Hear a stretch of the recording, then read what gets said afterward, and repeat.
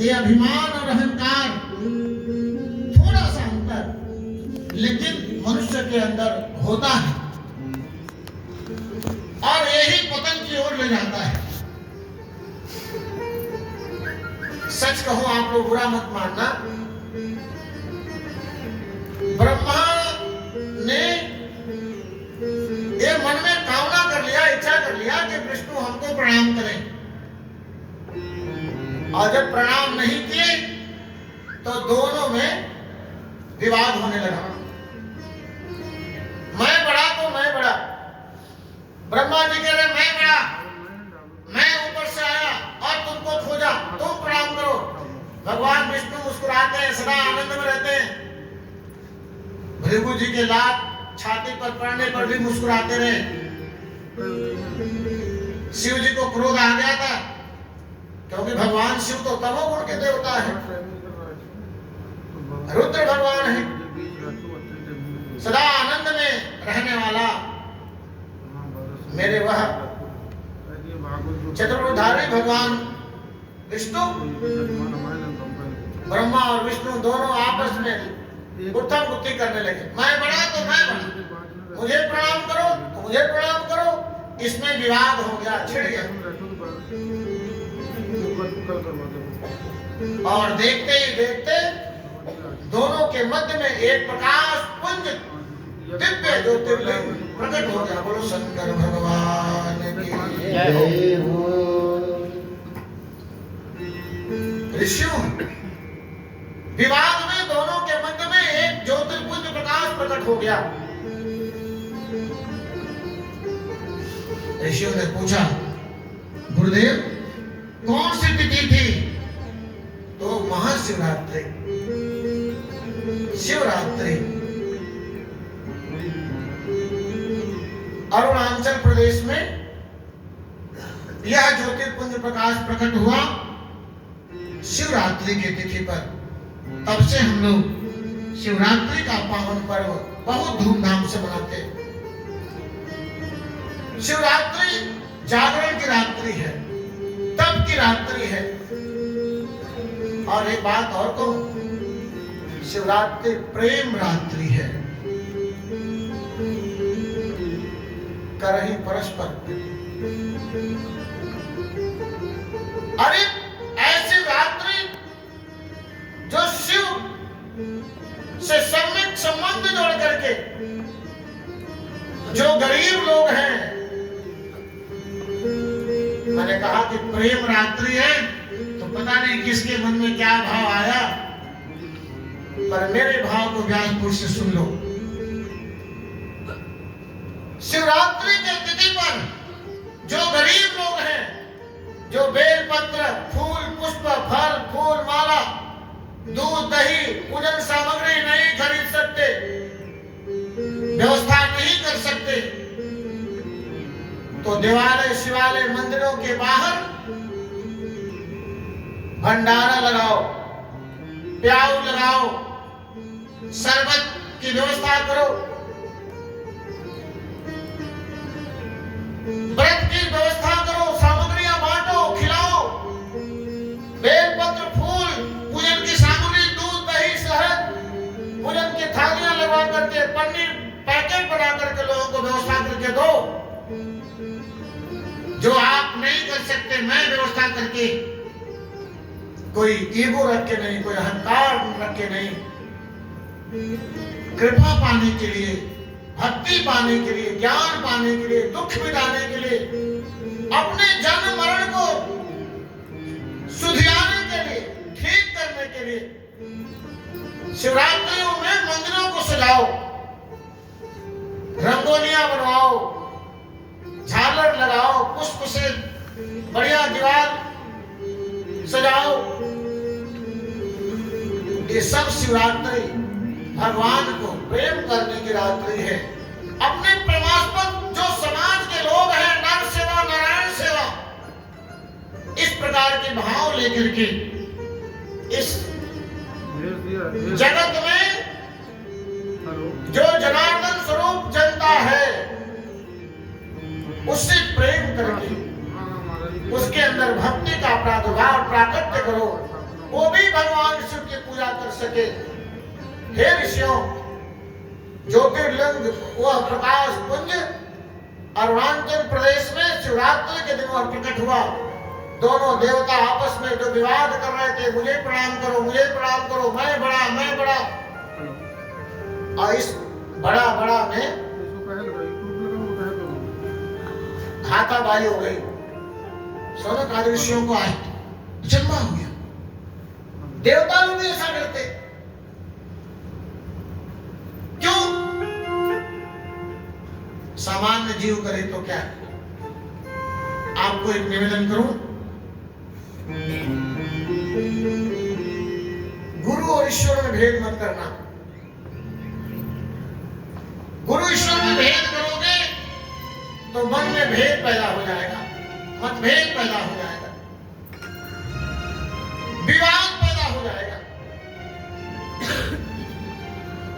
ब्रह्मा ने भी यही गलती किया। तो रुद्र देवता आए तलवार लेके, काले काले रूप लेकर के, और ब्रह्मा ने झूठ बोल दिया। एक समय पर कथा ही कहते हैं, तो कथा आप सब जानते हो। आदि अंत का पता लगाने विष्णु ब्रह्मा गए थे। भगवान विष्णु ने खोजा नहीं प्रकाश पुंज स्तंभ को। ब्रह्मा ऊपर गए, गाय को, केतकी को अपना बना लिया और सिखा बुला करके मेरे तरफ से गवाही देना। ये झूठी गवाही भी कई बार जो है ना दुख देती है।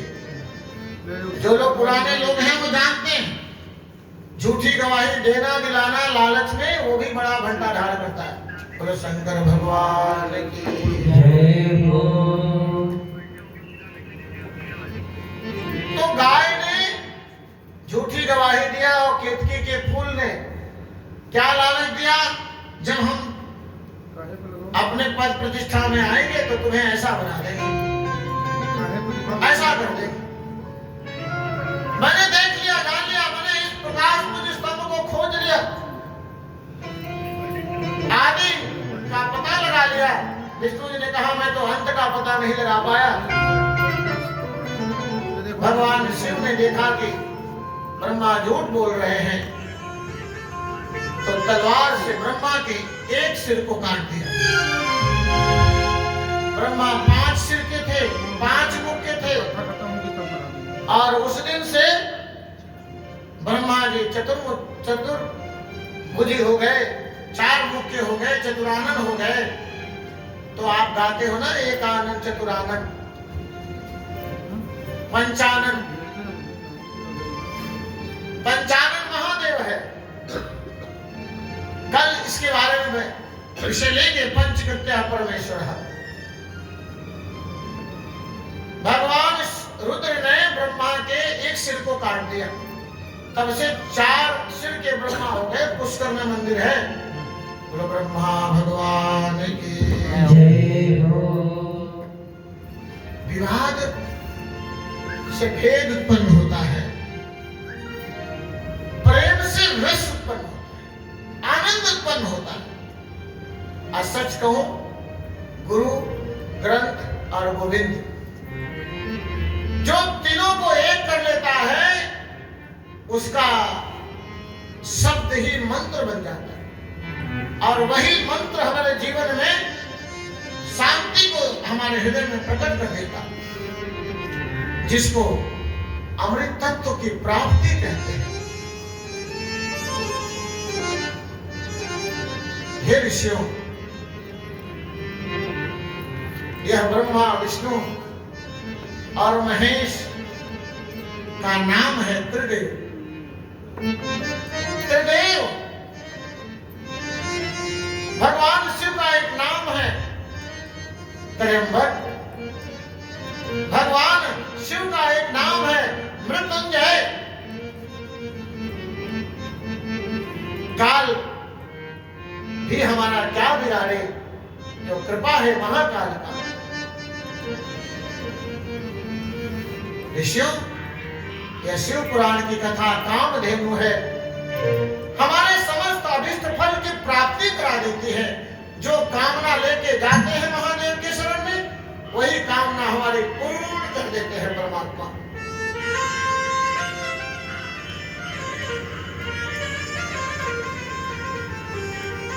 एक कथा सुनाते हैं।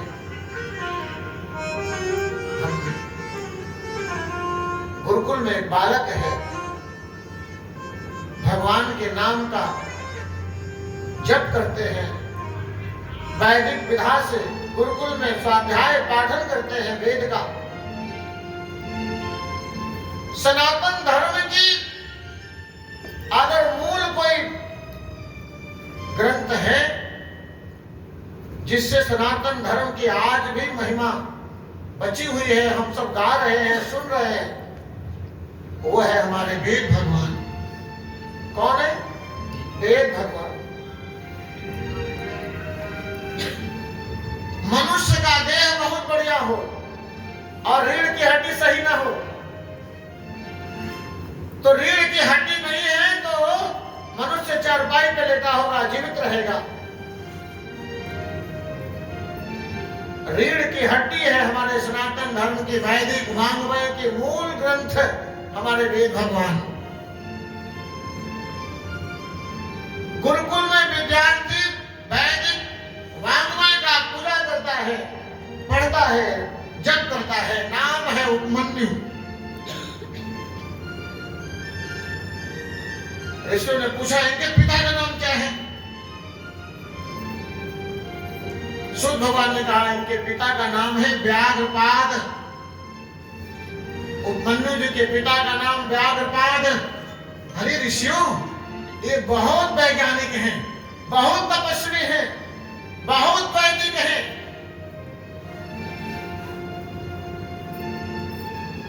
एक विज्ञान होता है जिसको कहते हैं भस्म विज्ञान। भस्म विज्ञान भी प्राण रक्षक होता है। वैसे समझ लो, आपने देखा होगा भस्म में बहुत शक्तियां होती हैं। कितने प्रकार के भस्म होते हैं भाई? देखो आयुर्वेद में आप जाओ, भस्मी दवाओं में स्वर्ण भस्म से ले क्या क्या सब देते हैं वैद्य लोग। व्याघ्रपाद जी जो है भस्म विज्ञान के बहुत प्रणेता है, बहुत योग्य साधक है। वेदों के ज्ञान, भस्म विज्ञान की सिद्धि, और भस्म में अगर शक्ति ना होती तो आश्रम में जाते हो आप लोग, कहते हो मेरा लड़के को नजर लग गई है, हमको लग गई है, कोई संकट विपत्ति आपत्ति आ गई है, भोग आ गया है, तो आप भस्म मांगते हो जाकर के आश्रमों में। और वो साधु संत सद्गुरु आपके दुख नाश के लिए, क्लेश नाश के लिए, संकट नाश के लिए, आदि व्याधि नाश के लिए, नजर टूना टोटका नाश के लिए, लाभ फेर के लिए सब प्रकार के भस्म बना के आपको देते हैं और आप लोग उसको खाते हो, लगाते हो। अरे महाराज, पशुओं को भी समस्या हो जाती है तो लोग जाते हैं बाबा लोगों के पास, भस्म लेके आते हैं, रोटी में मिला करके, दवा में मिला करके,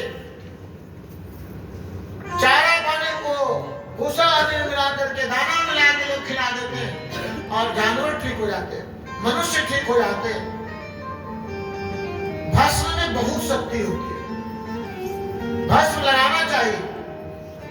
एक बात और कह दो प्रसंग में, भगवान सूत कहते हैं हे ऋषियों, शैव शास्त्र शिव महापुराण की कथा, चाहे माता हो या पुरुष, उसको भस्म धारण करके कथा सुने तो और भगवान शिव की कृपा मिलती है।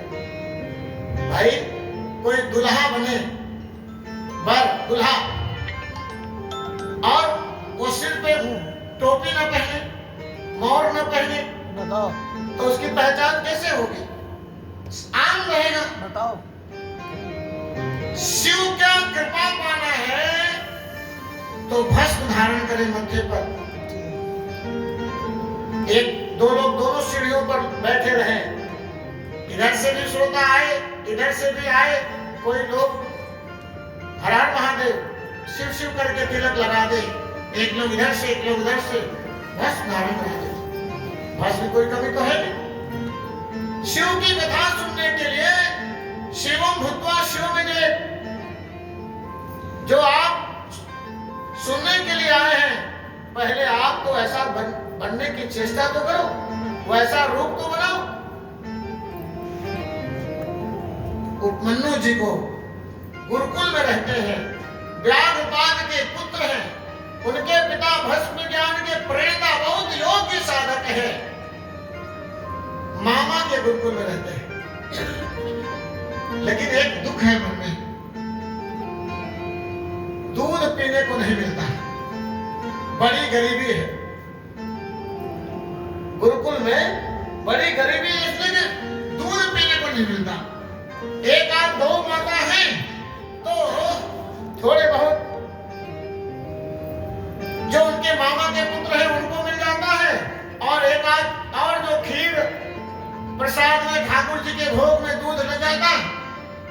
अब उस समय चाय लोग पीते थे कि नहीं, युग है सतयुग का, आप लोग विचार कर लेना। बोलो शंकर भगवान की जय हो। एक कथा जो है सतयुग का है, और चाय कब आई आप लोग खुद समझ लो।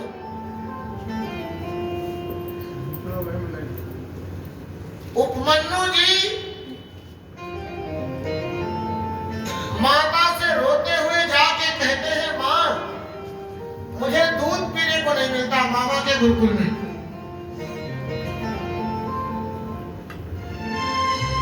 तो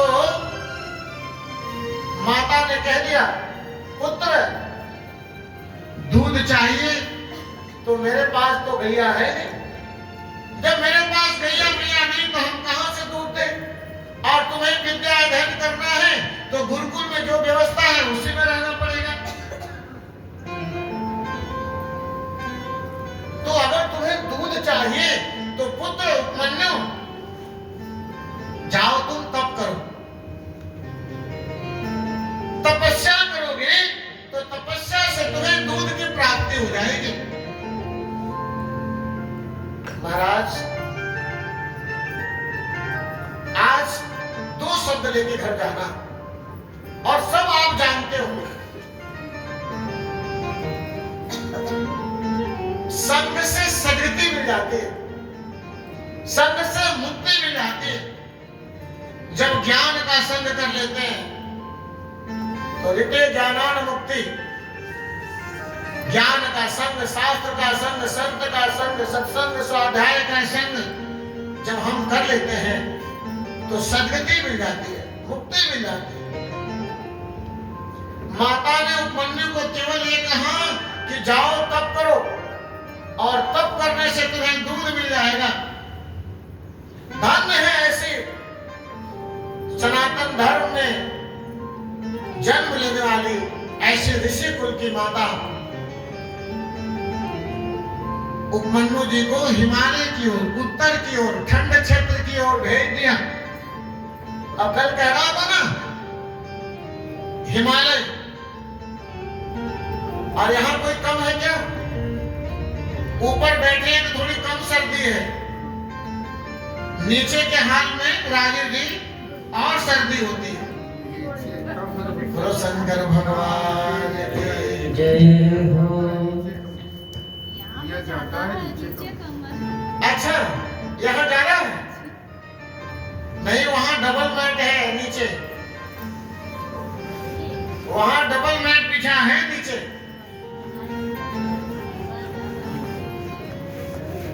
अच्छा एक बात और कहूं,